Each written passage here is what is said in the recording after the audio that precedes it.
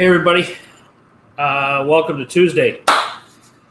Can't believe Father's Day is already past us. It's cruising right along. We're hitting the middle of the year. We're getting past that. We're coming out of lockdown. We're about done with all that.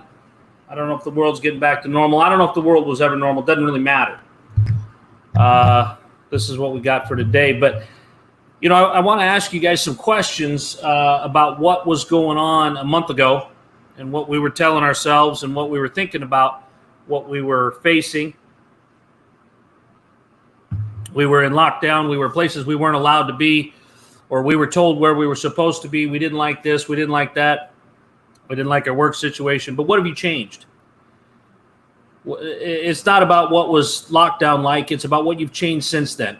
So here we are. We're outside of that. We're coming into stage 3, stage 4, stage 5. We're going to be back to normal here very soon. And it's not about politics, and it's not about the media. It's about you. And it's about what have you changed? What did you do different? What did you say you wanted to do that you wanted to do? What have you concentrated on with your own life that's made that better? I'm listening to Kevin Hart's book, the new one, Decisions. Not for the those that are easily offended by language, as we know, it's Kevin Hart.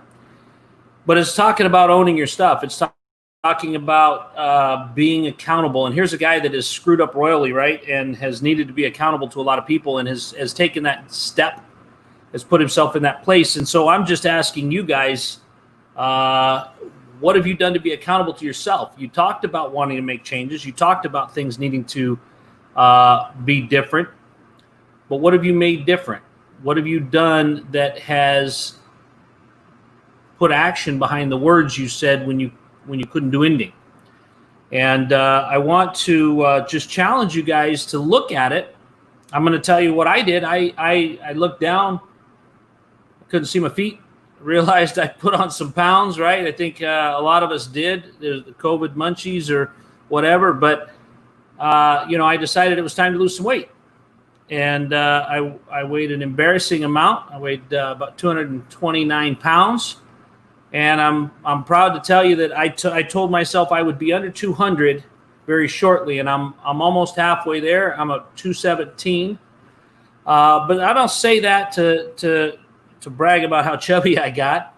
I was wearing an extra large set of pants, but I say that because I made a commitment. I made an observation about myself and being alone with myself, being okay with that, centering myself, looking at it, going, hey, there's some things I should change. There's some things I should do different.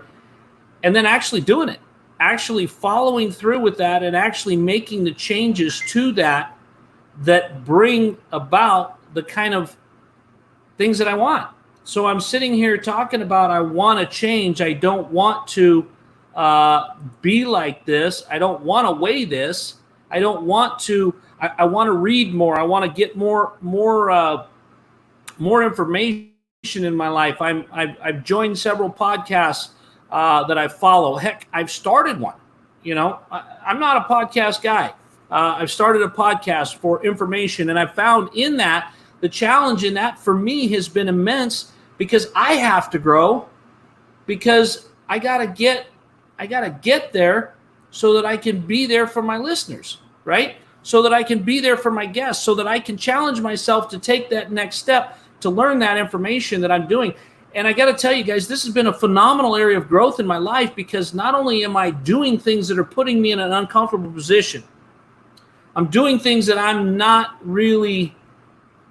saying I'm not designed to do, but I'm saying it's outside of what I thought was my comfort zone. But I'm also realizing that outside of my comfort zone is pretty okay with me, because it's causing me to grow. And growth is never really a bad thing.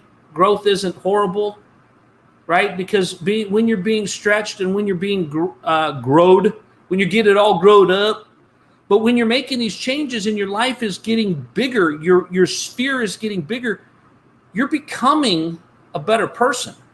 You're learning things about yourself. I'm learning things about myself that I never knew. I'm 47 years old, and I'm learning things for the first time that I never took the time to know, that I never bothered to know, that I never did a lot of things about.